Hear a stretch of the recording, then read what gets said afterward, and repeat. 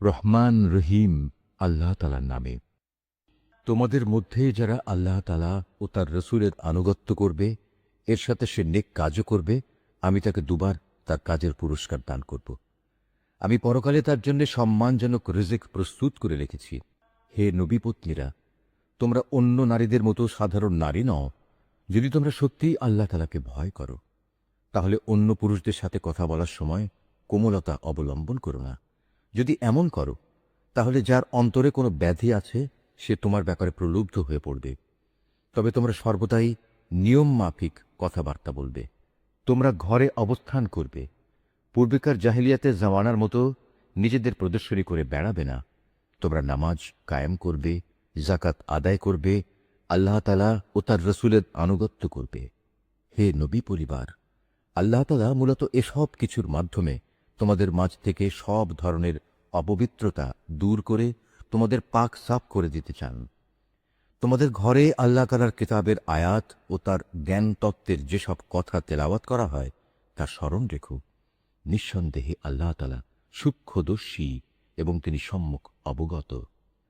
মুসলমান পুরুষ, মুসলমান নারী, মোমেন পুরুষ, মোমেন নারী, ফরমাবরদার পুরুষ, ফরমাবরদার নারী, সত্যবাদী পুরুষ, সত্যবাদী নারী, ধৈর্যশীল পুরুষ, ধৈর্যশীল নারী, বিনীত পুরুষ, বিনীত নারী, দানশীল পুরুষ, দানশীল নারী, রোজাদার পুরুষ, রোজাদার নারী, যৌন অঙ্গসমূহের হেফাজতকারী পুরুষ, এ অঙ্গসমূহের হেফাজতকারী নারী, সর্বোপরি আল্লাহ তাআলাকে অধিক পরিমাণে স্মরণকারী পুরুষ, স্মরণকারী নারী। নিঃসন্দেহে এদের জন্য আল্লাহ তাআলা ক্ষমা ও মহাপুরস্কার ঠিক করে রেখেছেন।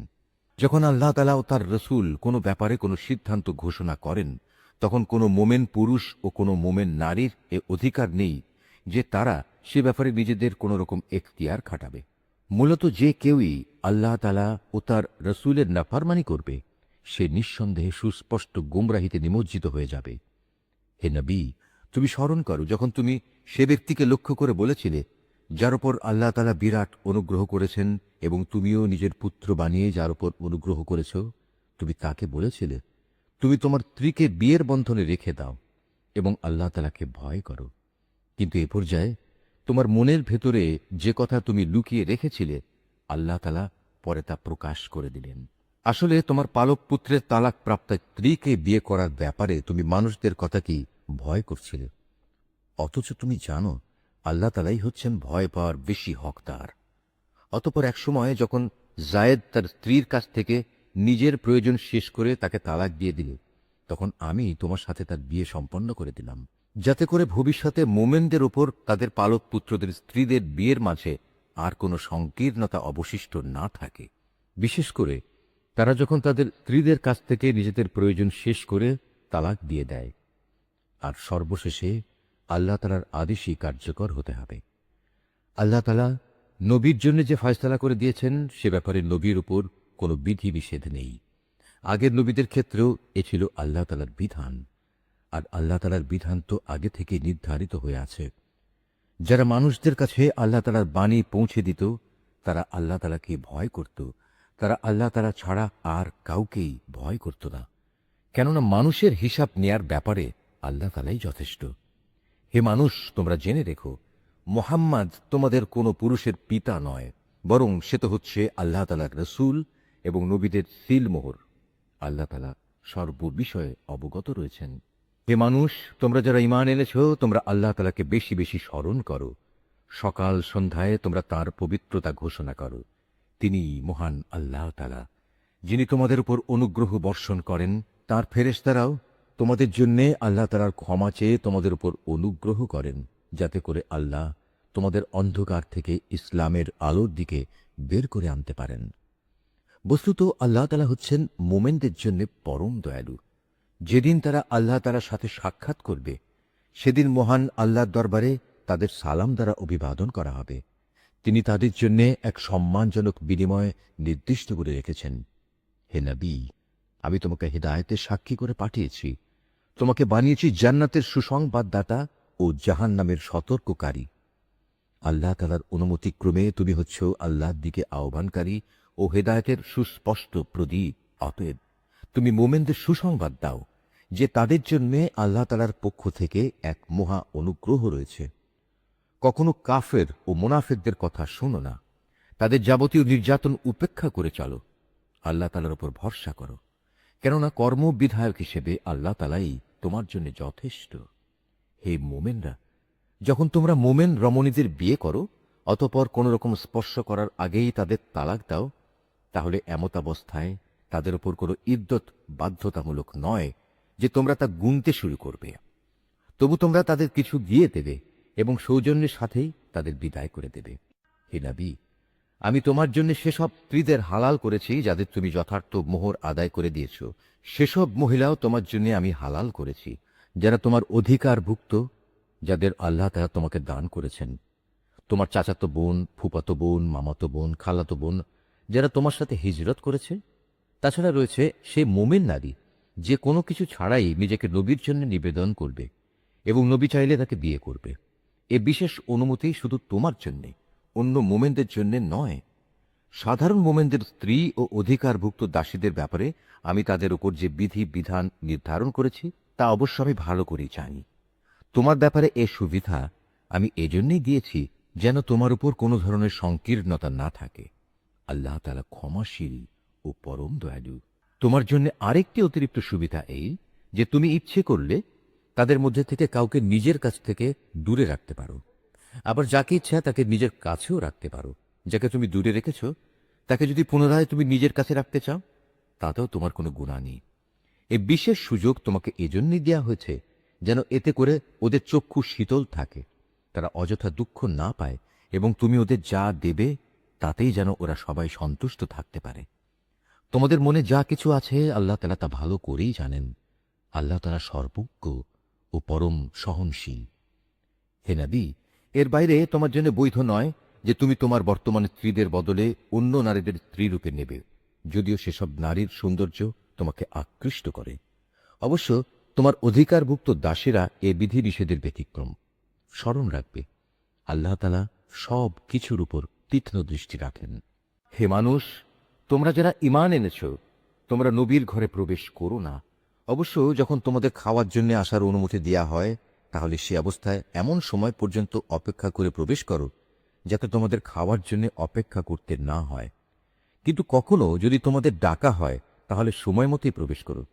অতঃপর যখন খাবার গ্রহণ শেষ করে ফেলবে তখন সাথে সাথে সেখান থেকে চলে যেও এবং সেখানে কোনো অর্থহীন কথাবার্তায় নিমগ্ন হয়েও না। তোমাদের এই বিষয়টি নবীকে কষ্ট দেয়। সে তোমাদের একথা বলতে লজ্জাবোধ করে, কিন্তু আল্লাহ তাআলা সত্য বলতে মোটেই লজ্জাবোধ করেন না।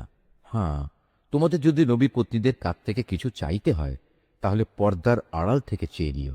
এটা তোমাদের ও তাদের অন্তরকে পাক সাফ রাখার জন্য অধিকতর উপযোগী। তোমাদের কারো জন্যেই এটা বৈধ নয় যে তোমরা আল্লাহর রসুলকে কষ্ট দিবে, না এটা তোমাদের জন্য বৈধ যে তোমরা তার পরে কখনো তার স্ত্রীদের বিয়ে করবে। এটা আল্লাহ তাআলার কাছে এক বড় অপরাধের ব্যাপার। তোমরা কোনো জিনিস প্রকাশ করো কিংবা তা গোপন করো, আল্লাহ তাআলা তা সবই জানেন, কেননা তিনি সর্বজ্ঞ। যারা নবী পত্নী তাদের উপর তাদের পিতা, ছেলে, ভাইদের ছেলে, বোনদের ছেলে সব সময়ে আসা যাওয়া করা মহিলা এবং নিজেদের অধিকারভুক্ত দাসীদের সামনে আসা ও তাদের কাছ থেকে পর্দা না করার ব্যাপারে কোনো অপরাধ নেই। হে নবী পত্নীরা, তোমরা আল্লাহ তাআলাকে ভয় করো, অবশ্যই আল্লাহ তাআলা সব কিছু প্রত্যক্ষ করেন।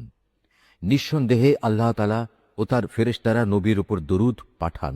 অতএব হে ঈমানদার ব্যক্তিরা, তোমরাও নবীর উপর দরুদ পাঠাতে থাকো এবং তাকে উত্তম অভিবাদন পেশ করো। যারা আল্লাহ তাআলা ও তার রসুলকে কষ্ট দেয় তাদের উপর দুনিয়া আখেরাত উভয় জায়গায় আল্লাহ তাআলা অভিশাপ বর্ষণ করেন। কিয়ামতের দিন তিনি তাদের জন্য অপমানজনক আযাব ঠিক করে রেখেছেন। যারা মোমেন পুরুষ ও মোমেন নারীদের কষ্ট দেয় তেমন ধরনের কিছু দোষ তারা না করা সত্ত্বেও যারা এমনটি করে তারা তো মূলত মিথ্যা ও স্পষ্ট অপবাদের বোঝাই বহন করে চলে। হে নবী, তুমি তোমার স্ত্রী, মেয়ে ও সাধারণ মোমেন নারীদের বলো তারা যেন তাদের চাদর থেকে কিয়দংশ নিজেদের মুখমণ্ডলের উপর টেনে দেয়। এতে করে তাদের চেনা অনেকটা সহজ হবে যে তারা সম্মানিত মহিলা এবং তাদের অযথা উত্তক্ত করা হবে না। তারপরেও যদি কোনো ভুল ত্রুটি হয়ে যায় তাহলে জেনে রেখো, আল্লাহ তাআলা ক্ষমাশীল ও পরম দয়ালু।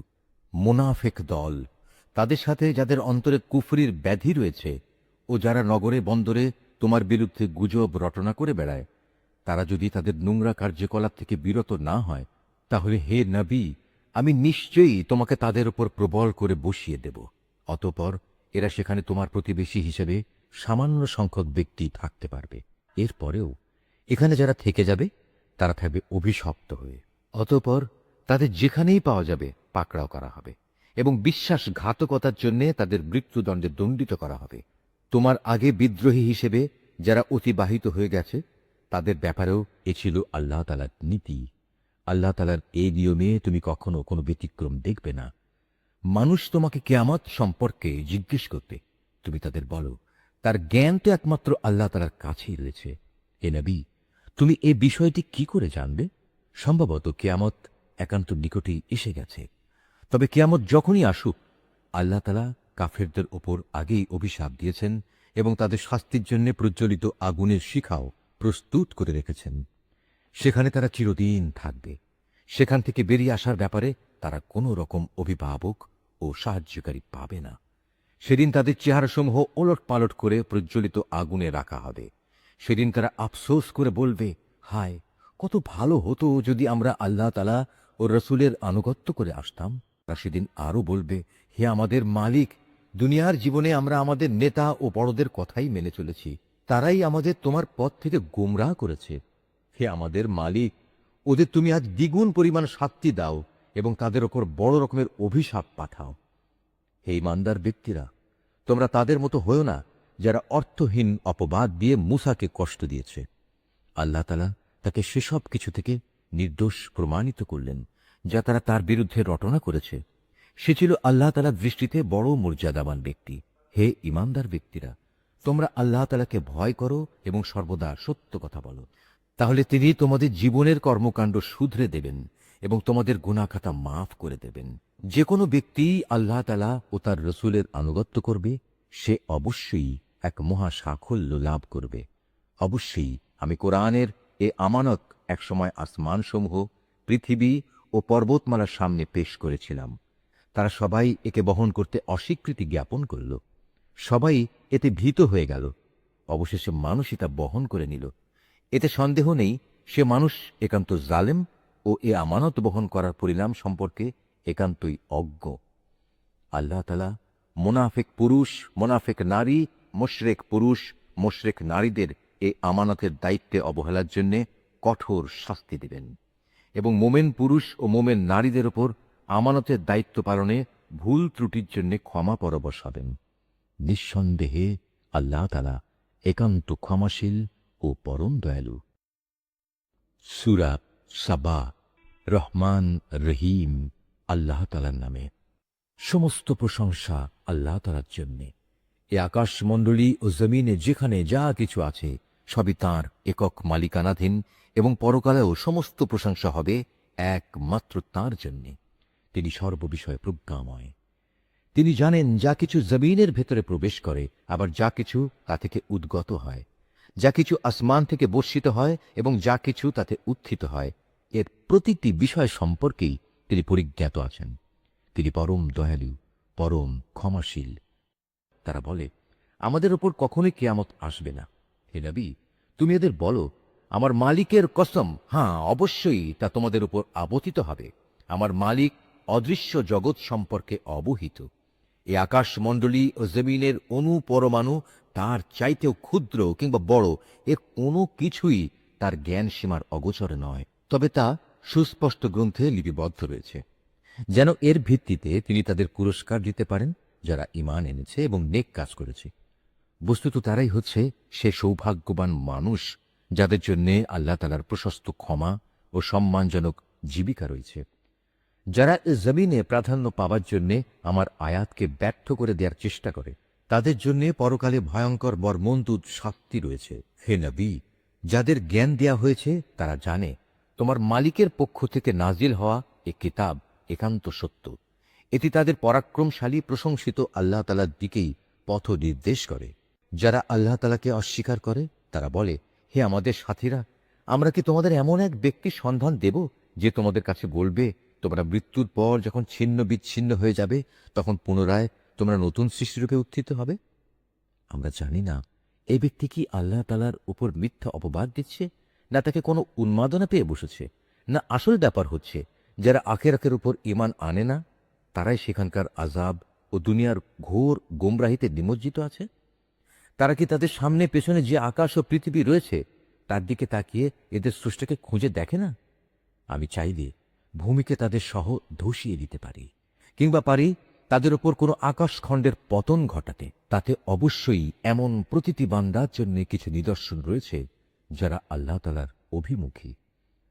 আমি নবী দাউদকে আমার কাছ থেকে অনেকগুলো অনুগ্রহ দান করেছিলাম। এমনকি আমি পাহাড়কেও এই বলে আদেশ দিয়েছিলাম, হে পর্বতমালা, তোমরা তসবিহ পড়ার সময় তার সাথে একাত্মতা ঘোষণা করো। একই আদেশ আমি পাখি কুলকেও দিয়েছিলাম। আমি তার জন্য লোহাকে নরম করে দিয়েছিলাম। তাকে আমি বলেছিলাম, সে দ্বিগলিত লোহা দ্বারা তুমি পূর্ণ মাপের বর্ম তৈরি করো এবং সেগুলোর কড়াসমূহ যথাযথভাবে সংযুক্ত করো। কিন্তু এই শিল্পগত কলা কৌশলের পাশাপাশি তোমরা তোমাদের নেক কাজও অব্যাহত রাখো। তোমরা যা কিছুই করো না কেন আমি তা সব কিছুই পর্যবেক্ষণ করি। এমনিভাবে আমি সোলাইমানের জন্য বাতাসকে তার অনুগত বানিয়ে দিয়েছিলাম। তার প্রাতকালীন ভ্রমণ ছিল 1 মাসের পথ, আবার সান্ধ্যকালীন ভ্রমণও ছিল 1 মাসের পথ। আমি তার জন্যে গলিত তামার একটি ঝর্ণা প্রবাহিত করেছিলাম। তার মালিকের অনুমতিক্রমে জিনদের কিছু সংখ্যক কর্মী তার সামনে থেকে তার জন্য কাজ করত। আমি বলেছিলাম, তাদের মধ্যে থেকে কেউ যদি আমার ও আমার নবীর আদেশ অমান্য করে তাহলে তাকে আমি জ্বলন্ত আগুনের শাস্তি আস্বাদন করাব। সুলাইমান যা কিছু চাইত তারা জিনরা তার জন্যে তাই করে দিত। যেমন সুরম্য প্রাসাদ, নানা ধরনের ছবি, বড় বড় পুকুরের ন্যায় থালা ও চুলার ওপর স্থাপন করার জন্তু জানোয়ার সহ সবার আতিথেয়তার উপযোগী বৃহৎ আকারের ডেক। আমি বলেছি, হে দাউদ পরিবারের লোকেরা, তোমরা আমার শকর স্বরূপ নেক কাজ করো। আসলে আমার বান্দাদের মাঝে খুব অল্প সংখ্যক মানুষই তাদের মালিকের শকর আদায় করে। যখন আমি তার উপর মৃত্যুর আদেশ জারি করলাম তখন তাদের জিন কর্মী বাহিনীর কেউই বাইরের মানুষদের তার মৃত্যুর খবর কেউই দেখায়নি। দেখিয়েছে কেবল একটি ক্ষুদ্র মাটির পোকা, যা তখনও তার লাঠিটি খেয়ে যাচ্ছিল। সুলাইমানের লাঠি পোকায় খাওয়ায় যখন সে মাটিতে পড়ে গেল তখন মাত্র জিনেরা বুঝতে পারল সুলাইমান আগেই মারা গেছে। তারা যদি তখন গায়েবের বিষয়ে জানত তাহলে তাদের এতকাল লাঞ্ছনাদায়ক শাস্তিতে থাকতে হতো না। সাবা নগরের অধিবাসীদের জন্য তাদের স্বীয় বাসভূমিতে আল্লাহর একটি কুদরতের নিদর্শন মজুদ ছিল। 2 সারি উদ্যান, একটি ডান দিকে আর একটি বাঁ দিকে। আমি তাদের বলেছিলাম, এ থেকে পাওয়া তোমাদের মালিকের দেয়া রিজিক খাও এবং এজন্যে তোমরা তার শুকর আদায় করো। কত সুন্দর নগরী এটা, কত ক্ষমাশীল এ নগরীর মালিক আল্লাহ তাআলা। কিন্তু পরে ওরা আমার আদেশ অমান্য করল। ফলে আমি তাদের উপর এক বাঁধ ভাঙা বন্যা প্রবাহিত করে দিলাম। তাদের সে সুফলা উদ্যান দুটো এমন দুটো উদ্যান দ্বারা বদলে দিলাম যাতে থেকে গেল বিস্বাদ ফল, ঝাউ গাছ এবং কিছু কুল বৃক্ষ। এভাবে আমি তাদের শাস্তি দিয়েছিলাম, কেননা তারা আমার নেয়ামত অস্বীকার করেছে। আর আমি অকৃতজ্ঞ বান্দা ছাড়া কাউকেই শাস্তি দেই না। আমি তাদের সাবা নগরীর অধিবাসীদের সাথে সেসব জনপদের উপরও বরকত দান করেছিলাম। উভয়ের মাঝে আরো কিছু দৃশ্যমান জনবসতি আমি স্থাপন করেছিলাম এবং তাতে আমি সফরের মঞ্জিলও নির্ধারণ করে দিয়েছিলাম। তাদের আমি বলেছিলাম, তোমরা সেখানে এবার দিনে কিংবা রাতে নিরাপদে ভ্রমণ করো। তারা বলল, হে আমাদের মালিক, আমাদের সফরের মঞ্জিল সমূহ তুমি দূরে দূরে স্থাপন করো। তারা নিজেদের উপর জুলুম করল। ফলে আমিও তাদের শাস্তি দিয়ে মানুষদের জন্য একটি কাহিনীর বিষয়ে পরিণত করে দিলাম। ওদের আমি ছিন্ন বিচ্ছিন্ন করে তছ নচ করে দিলাম। এতে প্রত্যেকটি ধৈর্যশীল কৃতজ্ঞ বান্দার জন্যই শিক্ষণীয় নিদর্শন রয়েছে। ইবলিস তাদের মোমেনদের ব্যাপারে নিজের ধারণা সত্য পেয়েছে, কেননা তারা তাঁরই আনুগত্য করেছে। অবশ্য ইমানদারদের একটি দল ছাড়া। অথচ তাদের ওপর শয়তানের তো কোনো রকম আধিপত্য ছিল না। আসলে ঘটনাটি ছিল, আমি জানতে চেয়েছিলাম তোমাদের মাঝে কে আখিরাতের উপর ঈমান আনে আর কে সে ব্যাপারে সন্দিহান। তোমার মালিক তো সব কিছুর উপরই নিগাহ পান। হে নবী, তুমি বলো, তোমরা যাদের আল্লাহর বদলে শরীক মনে করো তাদের ডাকো। তার আসমান সমূহ ও জমিনের এক অনুপরিমাণ কিছুর মালিক নয়। এ দুটো বানানোর ব্যাপারেও তাদের কোনো অংশ নেই, না তার কোনো সাহায্যকারী রয়েছে। কিয়ামতের দিন তার সামনে কারো সুপারিশ কাজে আসবে না, অবশ্য তিনি যাকে অনুমতি দেবেন সেই ব্যক্তি বাদে। এমনকি যখন তাদের অন্তর থেকে ভয় দূরীভূত করে দেয়া হবে, তখন ফেরেশতারা একে অপরকে বলবে, এ কি ব্যাপার, আল্লাহ তাআলা তোমাদের কিসের আদেশ দিলেন? সে বলবে, হ্যাঁ, তোমাদের মালিক আল্লাহ তাআলা সত্য বিষয়ের আদেশ দিয়েছেন, তিনি সমুচ্চ, তিনি মহান। হে নবী, তুমি জিজ্ঞেস করো, তোমরাই বলো, কে আছে তোমাদের আসমান সমূহ ও জমিন থেকে রিজিক সরবরাহ করে? তুমি বলো, আল্লাহ তাআলা। এখানে আমরা কিংবা তোমরা, হয় আমরা উভয় হেদায়েতের উপর আছি, না হয় উভয় সুস্পষ্ট গুমরাহির মধ্যে আছি। তুমি এদের আরো বলো, আমরা যে অপরাধ করেছি সে সম্পর্কে তোমাদের কিছুই জিজ্ঞেস করা হবে না, আবার তোমরা যা করে বেড়াচ্ছ সে ব্যাপারেও আমাদের কোনো জবাবদিহি করতে হবে না। এদের আরো বলো, কিয়ামতের দিন আমাদের মালিক আমাদের ও তোমাদের সবাইকে এক জায়গায় জড়ো করবেন, অতঃপর তিনি আমাদের মধ্যে হেদায়েত ও গুমরাহির যথার্থ ফয়সালা করে দেবেন, কেননা তিনিই হচ্ছেন শ্রেষ্ঠ বিচারক, প্রবল প্রজ্ঞাময়। হে নবী, তুমি আরো বলো, তোমরা আমাকে সেসব কিছু দেখাও যাদের তোমরা আল্লাহ তাআলার সাথে শরীক বানিয়ে তার সাথে মিলিয়ে রেখেছ। জেনে রেখো, তার কোনো শরীক নেই, তিনি পরাক্রমশালী, তিনি কুশলী। হে নবী, আমি তোমাকে সমগ্র মানব জাতির জন্য জান্নাতের সুসংবাদদাতা ও জাহান্নামের সতর্ককারী রূপে পাঠিয়েছি, কিন্তু অধিকাংশ মানুষই তা জানে না। তারা বলে, হে মুসলমানরা, যদি তোমরা সত্যবাদী হও তাহলে বলো, তোমাদের এ ওয়াদা কবে বাস্তবায়িত হবে? হে নবী, তুমি এদের বলো, তোমাদের জন্য যে দিনের ওয়াদা করা হয়েছে তোমরা তার থেকে এক মুহূর্ত যেমনি পিছিয়ে থাকতে পারবে না, তেমনি তোমরা এক মুহূর্ত এগিয়েও আসতে পারবে না। কাফেররা বলে, আমরা কোনোদিনই এ কোরআনের উপর ঈমান আনব না এবং আগের কেতাবগুলোর উপরও ঈমান আনব না। হে নবী, সেই ভয়াবহ দৃশ্য যদি তুমি দেখতে পেতে, যখন জালেমদের তাদের মালিকের সামনে দাঁড় করানো হবে, তখন তারা একজন আরেকজনের উপর কথা চাপাতে থাকবে। যাদের পদানত করে রাখা হয়েছিল তারা এ প্রাধান্য বিস্তারকারীদের বলবে, যদি তোমরা সেদিন না থাকতে তাহলে অবশ্যই আমরা মোমেন থাকতাম। এ কথার জবাবে এ অহংকারী লোকেরা যাদের দাবিয়ে রাখা হয়েছিল তাদের বলবে, আমরা কি তোমাদের হেদায়েতের পথে না চলার জন্য বাধ্য করেছিলাম? বিশেষ করে যখন হেদায়েত তোমাদের কাছে পৌঁছে গিয়েছিল, আসলে তোমরা নিজেরাই ছিলে নাফরমান। যাদের পদানত করে রাখা হয়েছিল, এবার তারা অহংকারী নেতাদের বলবে, জবরদস্তি না হলেও তোমাদের রাত দিনের চক্রান্ত নাফরমানি করতে আমাদের বাধ্য করেছিল, বিশেষ করে যখন তোমরা আমাদের আদেশ দিতে যেন আমরা আল্লাহ তাআলাকে অস্বীকার করি এবং অন্যদের তার সমকক্ষ দাঁড় করাই। এভাবে একে অপরকে অভিযুক্ত করতে করতে যখন তারা তাদের চোখের সামনেই আযাব দেখতে পাবে, তখন তারা মনে মনে ভীষণ অনুতাপ করতে থাকবে। সেদিন যারা অস্বীকার করেছে আমি তাদের গলদেশে শেকল পরিয়ে দেব। তুমিই বলো, স্বীয়কৃত কর্মের জন্য এদের এর চাইতে ভালো কোনো বিনিময় কি দেওয়া যেত? কখনো এমন হয়নি।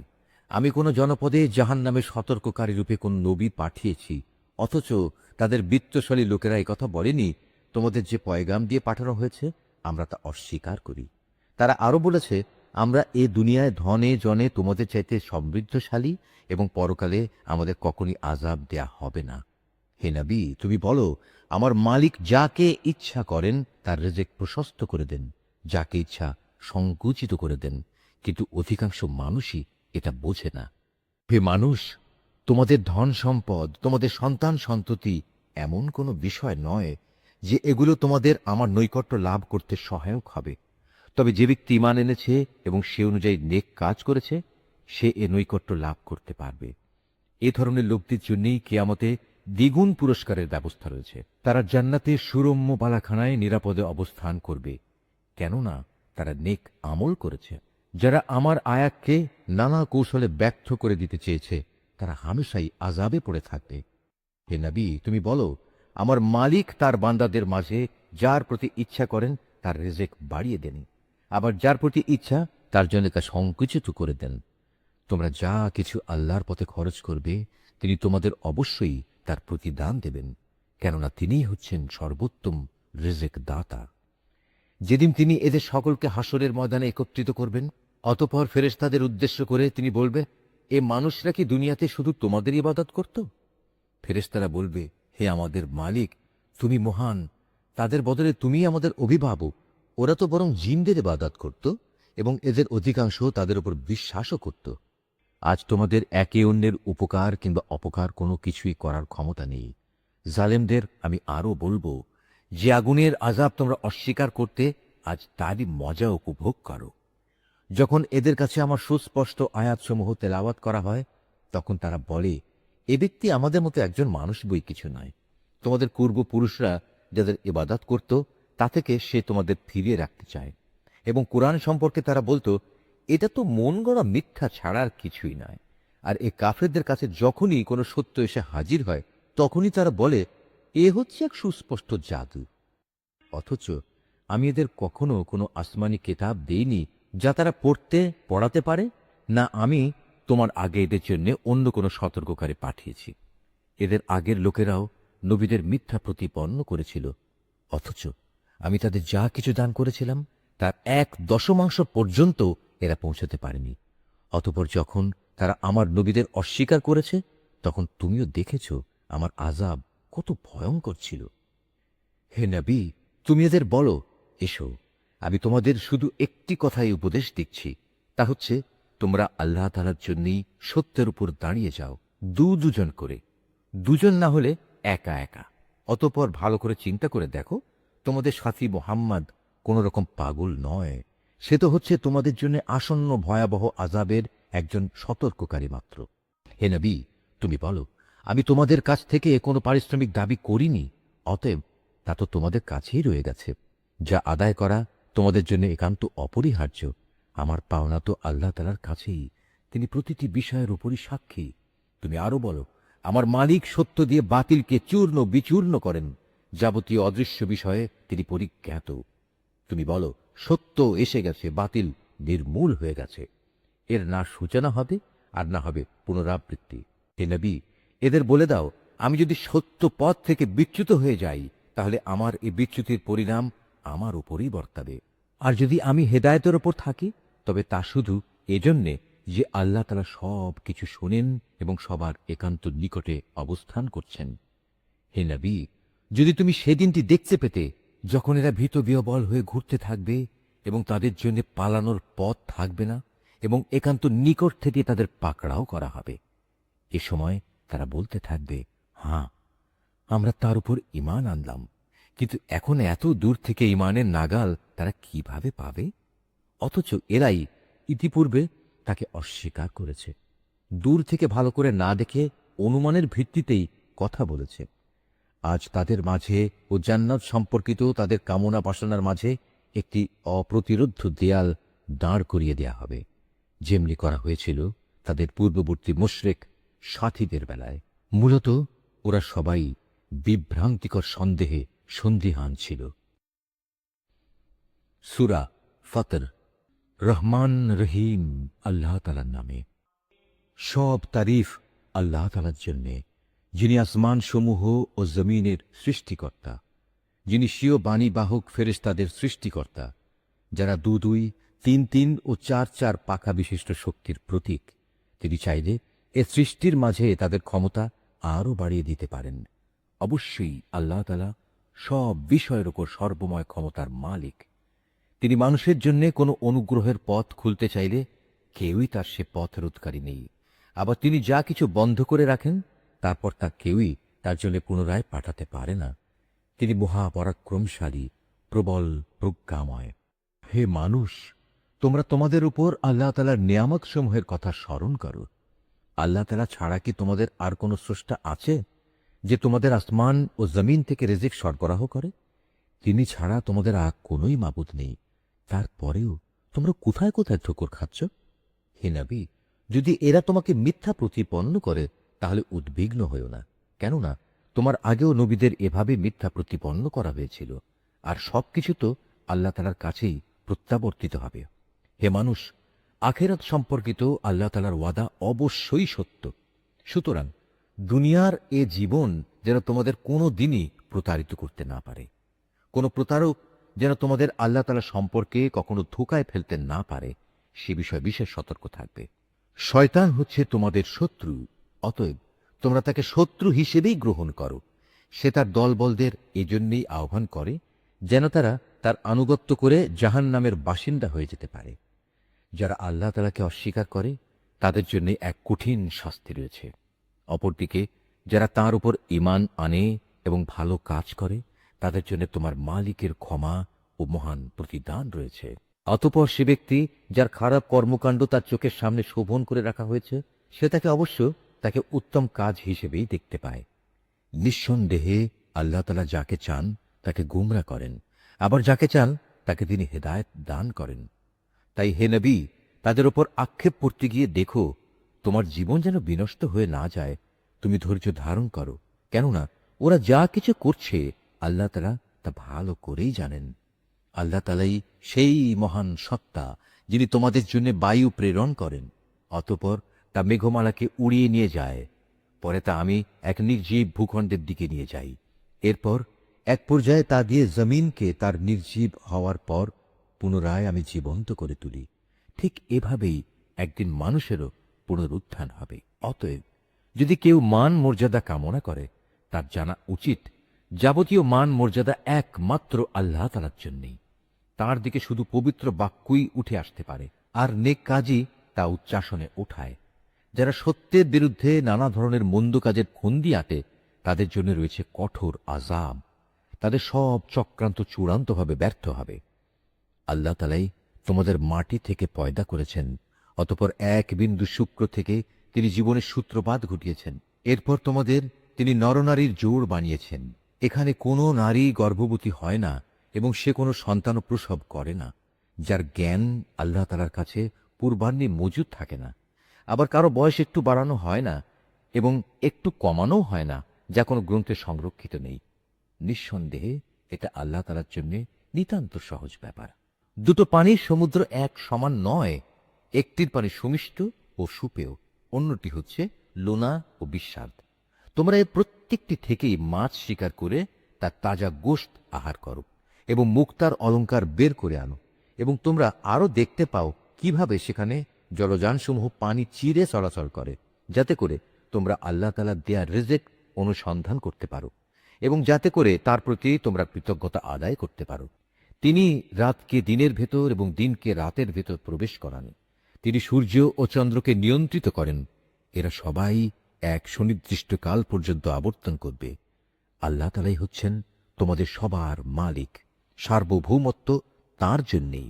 তাকে বাদ দিয়ে তোমরা অন্য যেসব মাবুদকে ডাকো তারা তো তুচ্ছ একটি খেজুরের আটির বাইরে ঝিল্লিটির মালিকও নয়। যদি তোমরা তাদের ডাকো, প্রথমত তারা তো শুনবেই না। যদি তারা তা শোনেও তবে তারা তোমাদের ডাকের কোনো উত্তর দেবে না। উপরন্তু কিয়ামতের দিন তারা নিজেরাই তোমাদের এ শিরকের ঘটনা অস্বীকার করবে। এ সম্পর্কে একমাত্র সুবিজ্ঞ আল্লাহ তাআলা ছাড়া অন্য কেউই তোমাকে কিছু অবহিত করতে পারবে না। হে মানুষ, তোমরা সবাই আল্লাহ তাআলার সামনে অভাবগ্রস্ত, আর আল্লাহ তাআলা সম্পূর্ণ অভাবমুক্ত, যাবতীয় প্রশংসার মালিক। তিনি যদি চান তাহলে দুনিয়ার বুক থেকে তোমাদের উঠিয়ে নিয়ে যেতে পারেন এবং তোমাদের জায়গায় নতুন এক সৃষ্টিকেও তিনি নিয়ে আসতে পারেন। আর এই কাজটি আল্লাহ তাআলার জন্য মোটেই কঠিন নয়। কিয়ামতের দিন কেউ কারো গুনাহের বোঝা বইবে না। কোনো ব্যক্তির উপর গুনাহের বোঝা ভারী হলে সে যদি অন্য কাউকে তা বইবার জন্য ডাকে তাহলে তার কাছ থেকে বিন্দু মাত্র তা সরানো হবে না। যাকে সে ডাকল সে তার আত্মীয় হলেও নয়। হে নবী, তুমি তো কেবল সেই লোকদেরই জাহান্নাম থেকে সাবধান করতে পারো যারা না দেখেই তাদের মালিককে ভয় করে, উপরন্তু যারা নামাজ প্রতিষ্ঠা করে। কেউ নিজের পরিশুদ্ধি সাধন করতে চাইলে সেটা করবে সম্পূর্ণ তার নিজস্ব কল্যাণের জন্য। চূড়ান্ত প্রত্যাবর্তন তো আল্লাহ তাআলার দিকেই হবে। একজন চক্ষুষ্মান ব্যক্তি ও একজন অন্ধ ব্যক্তি কখনো সমান হতে পারে না, না কখনো আধার ও আলো সমান হতে পারে। ছায়া এবং রোদও তো সমান নয়। একইভাবে একজন জীবিত মানুষ এবং একজন মৃত মানুষও সমান নয়। আল্লাহ তাআলা যাকে ইচ্ছা তাকে ভালো কথা শোনান। তুমি কখনো এমন মানুষদের কিছু শোনাতে পারবে না যারা কবরের অধিবাসী হওয়ার মতো ভান করে। আসলে তুমি তো জাহান্নামের একজন সতর্ককারী বই, আর কিছুই নাও। অবশ্যই আমি তোমাকে সত্য দিন সহ একজন সুসংবাদদাতা ও জাহান্নামের সতর্ককারী রূপেই পাঠিয়েছি। কখনো কোনো উম্মত এমন ছিল না যার জন্যে কোনো না কোনো একজন সতর্ককারী অতিবাহিত হয়নি। এরা যদি তোমাকে মিথ্যা সাব্যস্ত করে, তবে এর জন্যে তুমি উৎকণ্ঠিত হও না। এদের আগের লোকেরাও নবীদের মিথ্যা প্রতিপন্ন করেছিল, যদিও তাদের নবীরা তাদের কাছে নবুয়তের দীপ্তিমান গ্রন্থ নিয়ে এসেছিল। অতঃপর যারা নবীদের অস্বীকার করেছে, আমি তাদের কঠোরভাবে পাকড়াও করেছি। কত ভয়ঙ্কর ছিল আমার আযাব! হে মানুষ, তুমি কি এ বিষয়টি কখনো চিন্তা করো না? আল্লাহ তাআলা কিভাবে আসমান থেকে পানি বর্ষণ করেন, অতঃপর এ পানি দ্বারা আমি জমিনের বুকে রং বেরঙের ফলমূল উদ্গত করি। এখানে পাহাড় সমূহও রয়েছে নানা রঙের, কোনোটা সাদা আবার কোনোটা লাল। এর রঙও আবার বিচিত্র রকমের, কোনোটা সাদাও নয়, লালও নয়, বরং নিকষ কালো। একইভাবে মানুষ, জমিনের উপর বিচরণশীল জীবজন্তু এবং পশুসমূহও রয়েছে নানা রঙের। আল্লাহ তাআলাকে তার বান্দাদের মাঝে সেসব লোকেরাই বেশি ভয় করে, যারা এ সৃষ্টি নৈপুণ্য সম্পর্কে ভালো করে জানে। আল্লাহ তাআলা মহাপরাক্রমশালী, ক্ষমতাশীল। যারা আল্লাহ তাআলার কিতাব পাঠ করে, নামাজ প্রতিষ্ঠা করে, আমি তাদের যে রিজিক দিয়েছি তা থেকে যারা আমারই উদ্দেশ্যে গোপনে কিংবা প্রকাশ্যে দান করে, মূলত তারা এমন এক ব্যবসায় নিয়োজিত আছে যা কোনো দিন তাদের জন্য লোকসান বয়ে আনবে না, কেননা আল্লাহ তাআলা তাদের কাজের পুরোপুরি বিনিময় দান করবেন। নিজ অনুগ্রহে তিনি তাদের পাওনা আরও বাড়িয়ে দেবেন। অবশ্যই তিনি ক্ষমাশীল, গুণগ্রাহী। হে নবী, যে কিতাব আমি তোমার উপর ওহী করে পাঠিয়েছি তাই একমাত্র সত্য। এর আগের যেসব কিতাব রয়েছে, এ কিতাব তার সমর্থনকারী।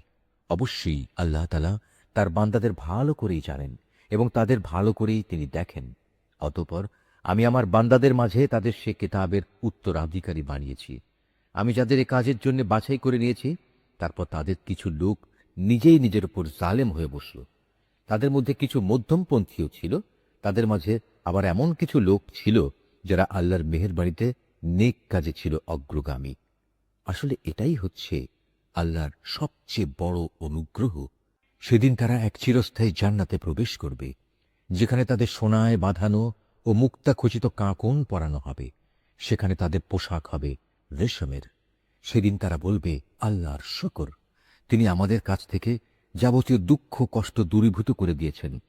অবশ্যই আমাদের মালিক ক্ষমাশীল, গুণগ্রাহী, যিনি তার একান্ত অনুগ্রহ দিয়ে আমাদের এত সুন্দর নিবাসের ব্যবস্থা করে দিয়েছেন, যেখানে আমাদের কোনো রকম কষ্ট স্পর্শ করবে না আমাদের কোনো রকম ক্লান্তি ও অবসাদ। অপরদিকে যারা দুনিয়ায় আল্লাহ তাআলাকে অস্বীকার করেছে, তাদের জন্য রয়েছে জাহান্নামের আগুন। তখন তারা মরে যাবে, তাদের প্রতি এমন আদেশও কার্যকর হবে না। তাছাড়া তাদের আযাবও কোনো রকম লঘু করা হবে না। আমি প্রতিটি অকৃতজ্ঞ ব্যক্তিকে এভাবেই শাস্তি দিয়ে থাকি। আযাবের কষ্টে তারা সেখানে আর্তনাদ করে বলবে, হে আমাদের মালিক, তুমি আজ আমাদের এই আযাব থেকে বের করে দাও। আমরা ভালো কাজ করব, আগে যা কিছু করতাম তা আর করব না। আল্লাহ তাআলা বলবেন, আমি কি তোমাদের দুনিয়ায় এক দীর্ঘ জীবন দান করিনি? সাবধান হতে চাইলে কেউ কি সাবধান হতে পারত না? তাছাড়া তোমাদের কাছে তো সতর্ককারী নবীও এসেছিল। সুতরাং এখন তোমরা আযাবের মজা উপভোগ করো। মূলত জালেমদের সেখানে কোনোই সাহায্যকারী নেই। নিঃসন্দেহে আল্লাহ তাআলা আসমানসমূহ ও জমিনের যাবতীয় দেখা অদেখা বিষয় সম্পর্কে সম্যক অবগত রয়েছেন। এমনকি মানুষের মনের ভেতরে যা কিছু লুকিয়ে আছে সে সম্পর্কেও তিনি ভালো করে জানেন। তিনি এ জমিনে তোমাদের তার প্রতিনিধি বানিয়েছেন। এখন যে কোনো ব্যক্তি কুফরি করবে, তার কুফরি ও কুফরির ফলাফল তার নিজের উপরই পড়বে। কাফেরদের জন্য এ কুফরি কেবল তাদের প্রতি তাদের মালিকের ক্রোধই বৃদ্ধি করে। তদুপরি কাফেরদের এ কুফরি তাদের নিজেদের বিনাশ ছাড়া আর কিছুই বৃদ্ধি করে না। হে নবী, তুমি এদের বলো, তোমরা সেসব শরীরদের কথা ভেবে দেখেছ কি যাদের তোমরা আল্লাহর বদলে ডাকো? আমাকে দেখাও তো, তারা এ জমিনের কিছু সৃষ্টি করেছে কিনা, কিংবা আকাশমণ্ডল সৃষ্টির পরিকল্পনার মাঝে তাদের কোনো অংশ আছে কিনা? না আমি তাদের কোনো কিতাব দান করেছি যে এজন্যে তার থেকে কোনো দলিল প্রমাণের উপর তারা নির্ভর করতে পারে? বরং এরা হচ্ছে জালেম। এরা একে অপরকে প্রতারণামূলক প্রতিশ্রুতি দিয়ে থাকে। বস্তুত আল্লাহ তাআলাই আসমানসমূহ ও জমিনকে স্থির করে ধরে রেখেছেন, যাতে করে ওরা স্বীয় কক্ষপথ থেকে বিচ্যুত না হতে পারে। যদি কখনো ওরা কক্ষচ্যুত হয়েই পড়ে, তাহলে তুমি বলো আল্লাহ তাআলার পর এমন কে আছে যে এদের উভয়কে পুনঃস্থির করতে পারবে? অবশ্যই তিনি মহা সহনশীল, ক্ষমাপরায়ণ। এরাই একসময় সুদৃঢ় কসম করে বলতো, যদি তাদের কাছে আল্লাহ তাআলার কাছ থেকে কোনো সতর্ককারী নবী আসে, তাহলে তারা অন্য সকল জাতি অপেক্ষা তার প্রতি অধিকতর আনুগত্যশীল হবে। অতঃপর সত্যিই যখন তাদের কাছে সতর্ককারী নবী এলো, তখন দেখা গেল তার আগমন এদের সত্য বিমুখতাই শুধু বাড়িয়ে দিল। বৃদ্ধি পেল আল্লাহর জমিনে এদের অহংকার প্রকাশ ও তাতে কুটিল ষড়যন্ত্র।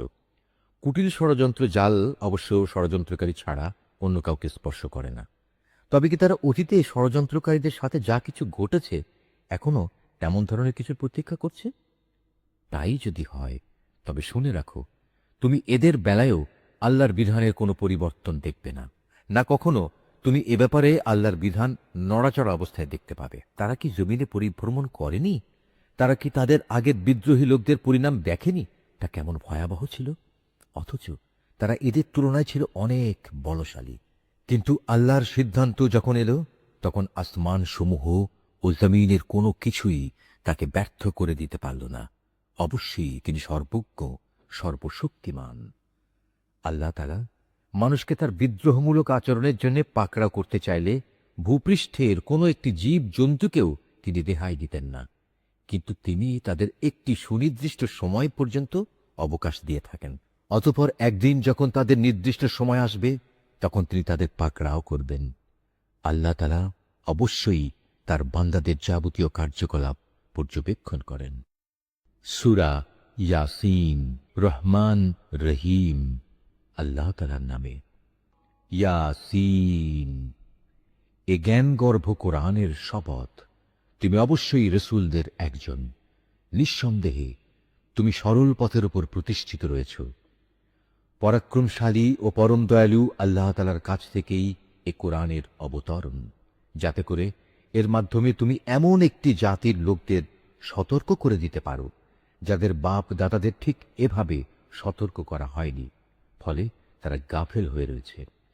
তাদের অধিকাংশ লোকের উপরই আল্লাহ তাআলার শাস্তি বিধান অবধারিত হয়ে গেছে, তাই তারা কখনো ঈমান আনবে না। আমি ওদের গলদেশ সমূহে মোটা মোটা বেড়ি পরিয়ে দিয়েছি, যা ওদের চিবুক পর্যন্ত ঢেকে দিয়েছে, ফলে তারা ঊর্ধ্বমুখী হয়ে আছে।